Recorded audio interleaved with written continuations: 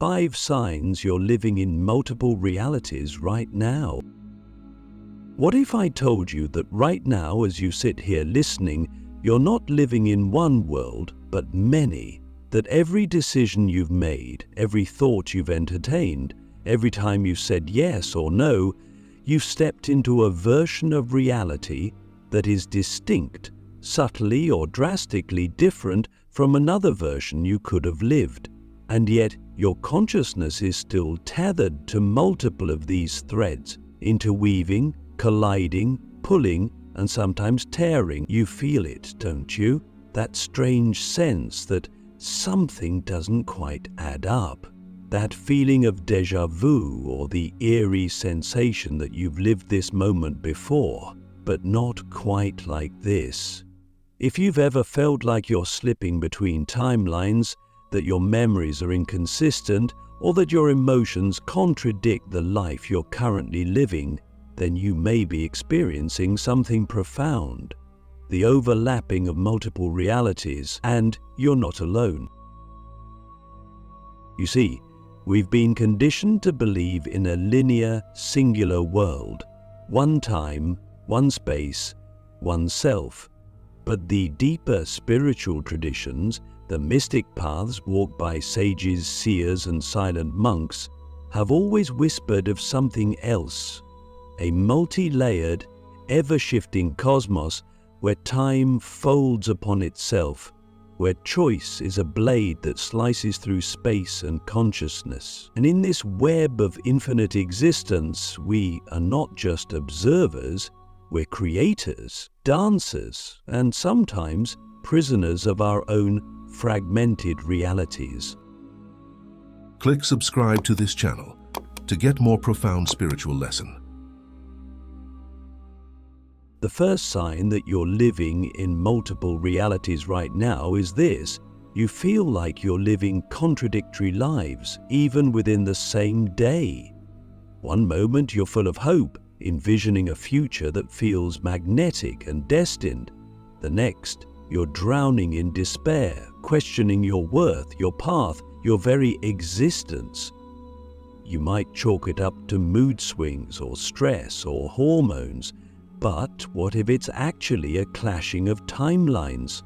What if one version of you made a different choice this morning, and now that frequency is bleeding into your awareness? Think about it. How often do we find ourselves pulled toward a version of life that doesn't make sense based on our current circumstances?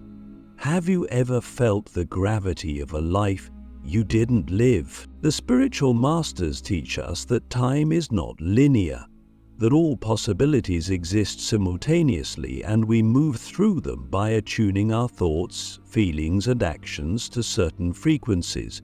Imagine a radio. Just because you're tuned into one station doesn't mean the others don't exist. They're all there, vibrating in the same space, awaiting your attention.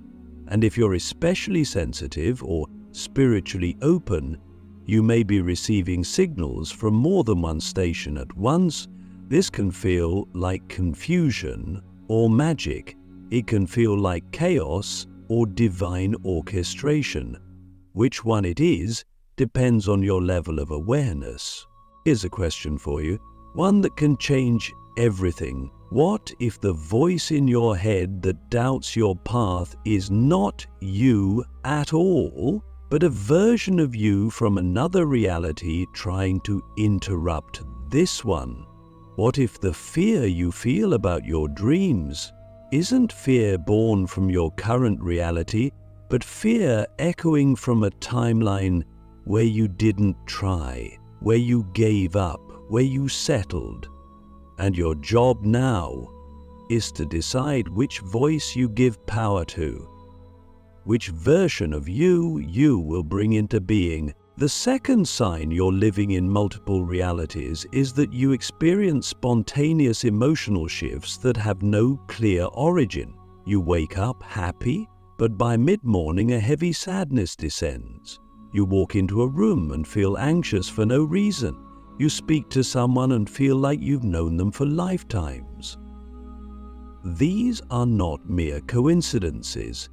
These are echo energetic imprints from parallel versions of you, from people you've met before on different planes, from events that have occurred in dimensions your conscious mind hasn't accessed yet. Your emotional body is a bridge across realities. It feels what your mind cannot comprehend. When you cry for no reason, laugh without context, or feel nostalgia for places you've never been, you are touching the veil. You are remembering. You are waking up. Now let's go even deeper. The third sign. You know things you were never taught. You've had moments, fleeting or prolonged, where you suddenly understand something complex without ever studying it. Or you meet someone and instinctively know their story. Or you dream of events that later come true. These are not accidents. This is the wisdom of the multidimensional self. The soul is not bound by time or space. It collects knowledge across lifetimes, across realities, and sometimes, when the conditions are right, when you're aligned, open, present, that wisdom floods in. You don't learn it, you remember it. This is why some people are drawn to ancient symbols, sacred texts, or spiritual practices they've never encountered before. They are not learning something new, they are reactivating something old, something timeless. And here's something that will challenge you. How much of your suffering comes from trying to force your current self to behave according to the rules of a reality you no longer live in? Think about that. Are you still living by beliefs, fears, or identities that belong to a version of you that no longer exists? Every time you try to shrink yourself to fit into a past mold, you are denying the version of you that is trying to emerge. That tension you feel? That's the clash of realities. The old self is dying. The new self is being born. But in between there is confusion. Don't fear it, embrace it. It means you're alive. It means you're evolving. The fourth sign is more subtle but even more powerful. You start noticing patterns around you that seem too perfect to be random. Repeating numbers, synchronicities, people showing up at just the right moment, a song playing that answers your question, books falling off shelves, strange alignments in time. These are not glitches, they are messages. Road signs, clues from the universe or from your higher self, trying to guide you toward the most aligned timeline. When you see these signs, don't just smile and move on. Pause. Ask yourself, what was I just thinking? What was I feeling? What question was I holding? Because the sign is the answer. It's a portal, an invitation to shift. These moments are reality checkpoints, nodes of transformation, and if you become conscious of them, you can start to move through life with intention, precision, and grace. And the fifth sign, the most mysterious one, is this. You feel like you're not fully here. You go through your day, but there's a part of you that feels distant, like a ghost in your own life. You look in the mirror and feel unfamiliar. You speak your truth, but it echoes. You laugh, but it doesn't land. This is the soul fragmentation that occurs when you're stretched across timelines. Part of your energy is still invested in a past that no longer serves you. Another part is already living a future you haven't yet caught up to. And the rest of you is here trying to make sense of it all. This doesn't mean you're broken. It means you're vast. And you're being called to recollect yourself, to call back your power from every timeline where you left it, to become whole. So I ask you, which version of you are you feeding today? The one who doubts or the one who knows? The one who hides or the one who dares? The one who clings to the past or the one who creates the future? Because you are not just a single self, You are a multiverse in motion, a living, breathing constellation of possibilities. The echo chamber of the soul, how your past selves shape today's reality. You are not just the person you see in the mirror. You are a mosaic, fractals of decisions made and not made, lives lived and unlived, pain embraced and pain avoided. Every experience you've ever had, whether in this life or another, is still alive somewhere, radiating its frequency back to you. Most of us think the past is behind us, like a shadow trailing our feet. But what if I told you that the past is not behind you at all? What if it's beside you, above you, within you, whispering, shaping, and sometimes even sabotaging your current experience? This is the echo chamber of the soul. It's not a metaphor, it's a spiritual mechanism. When you're living in multiple realities, your past selves aren't just memories, they're energies. And unless you integrate them, they continue to influence your decisions, your relationships, and your inner world in ways you can't consciously detect. Let me give you an example. Have you ever had an overreaction to something small? Someone's tone of voice, a piece of news, a simple inconvenience.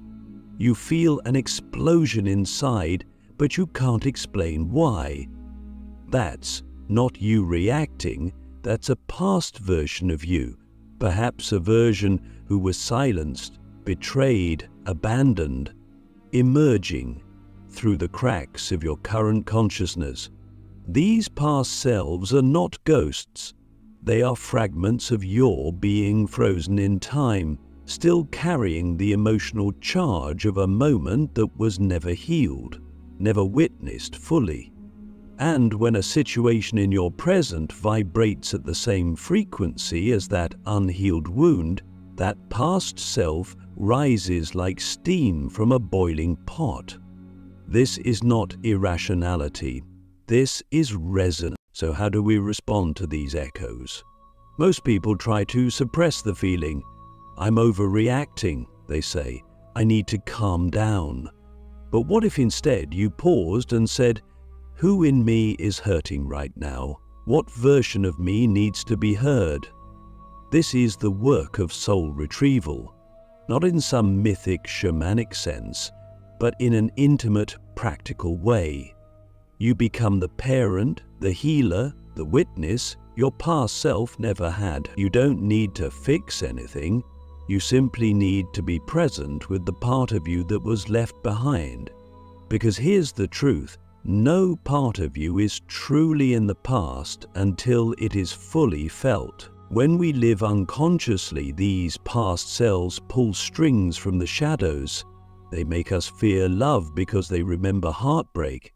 They make us sabotage success because they expect failure. They make us distrust joy because they associate happiness with loss. And so we live heartless, not because we are broken, but because we are divided. And to live fully, we must gather ourselves. We must travel through the corridors of our own psyche, unlock the doors we've sealed shut, and say to each version of ourselves, I see you, I hear you, you are safe now. That is how we release the grip of past realities. That is how we collapse timelines that no longer serve us. But there's an even subtler layer to this. Sometimes it's not only your past in this life that echoes. Sometimes it's lifetimes you don't remember, but your soul does. Have you ever felt an irrational fear of water, crowds, heights, or fire? Have you ever felt a deep connection to a culture, a language, or a spiritual tradition you've never studied? These are not random quirks. These are soul imprints, memory stored not in the brain, but in the energetic field of your being. And when you encounter a situation that mirrors a karmic imprint, the past reality surges forward. This is why people sometimes experience unexplainable grief, attraction, or even visions during meditation or travel. The soul is remembering, and in those moments we are not just living, we are reliving. So, how do we navigate this vast web of realities without getting lost? The answer is presence. Radical, unfiltered presence. The more present you become, the easier it is to distinguish between what is yours now and what is echoing from another time. Presence is like a tuning fork. It brings dissonant frequencies into harmony. It allows you to feel the ache of your past selves without becoming them. It gives you the power to respond instead of react. Ironically, the more you anchor into the present, the more you gain access to the wisdom of all your timelines. Because the present moment is the gateway through which all realities converge. And here's something wild to consider. What if your future self is also echoing into your now?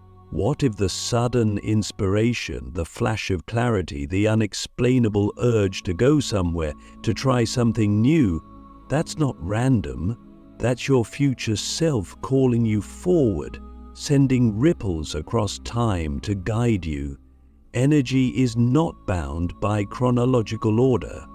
The soul moves in spirals, not straight lines. So when you feel a sudden pull toward a dream you've never had before, ask yourself, is this me remembering who I have always been? So I ask you, deeply and sincerely, are you living your life or are you replaying someone else's unfinished story? Are you choosing from clarity or from the residue of timelines that no longer exist? Are you making decisions from your wholeness or from fragments of your past? Because here's the secret. Healing isn't about becoming something new, it's about becoming whole. And to become whole, you must gather every echo, every shadow, every forgotten self, and bring them home. The timelines you forgot you chose, how to reclaim your power from alternate realities. There is a moment in everyone's spiritual awakening where the world begins to feel malleable, not in a childish fantasy sense, but in a way that defies the rigid logic we've been taught.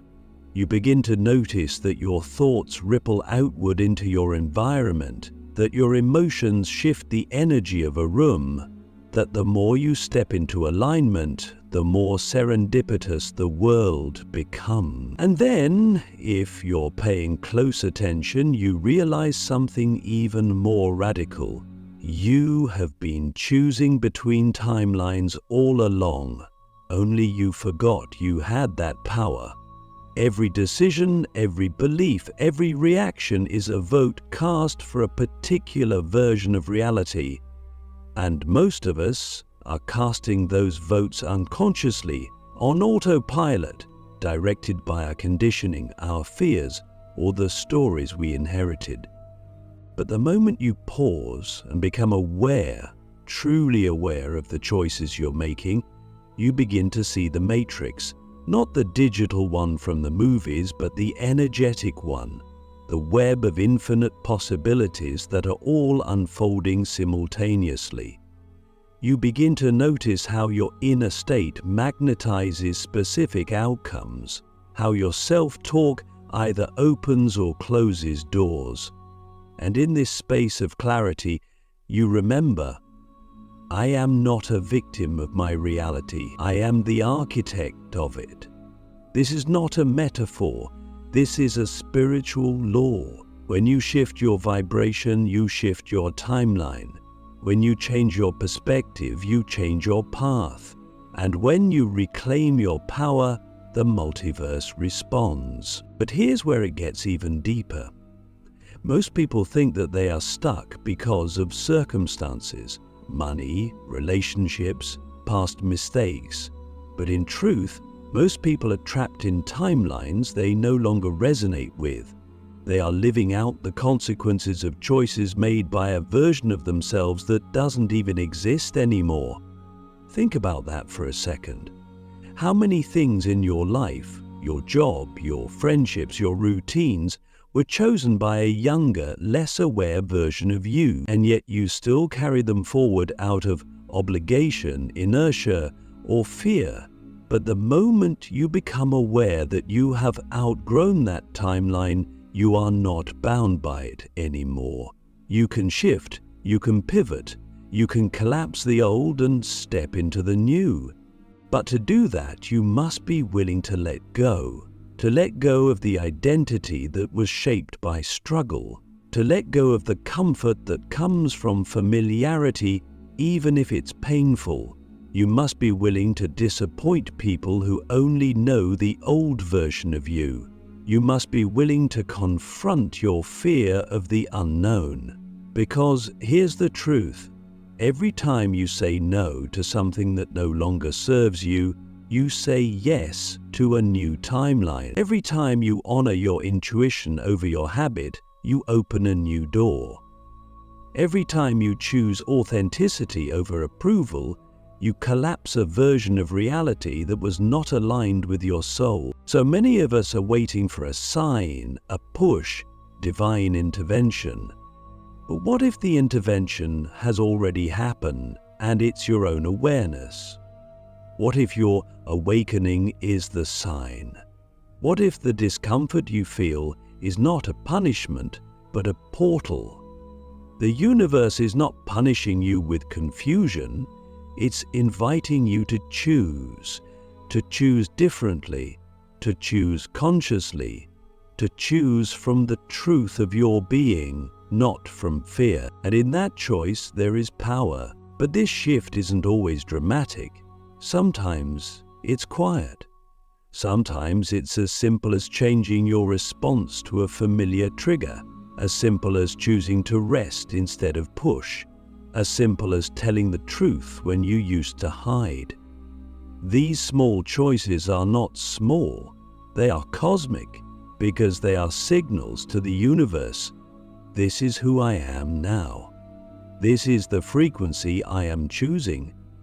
And once you make that choice consistently, the old timelines begin to dissolve, people disappear, opportunities shift, new doors open, often with such synchronicity that it feels like magic.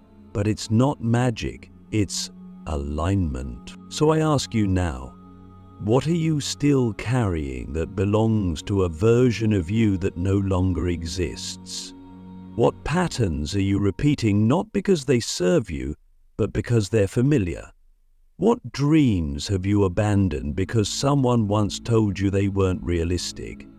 And what would happen, truly, if you gave yourself full permission to choose again, to rewrite the story, to reclaim the path, to re-enter a timeline that was waiting patiently for your return? Because it's still there. It always was. The collapse of the old self, stepping into the reality that has always been yours. There comes a moment in your journey where the walls begin to fall. Not the physical ones, perhaps, but the psychological and spiritual structures you once leaned on, beliefs, identities, roles, attachments, start to crumble.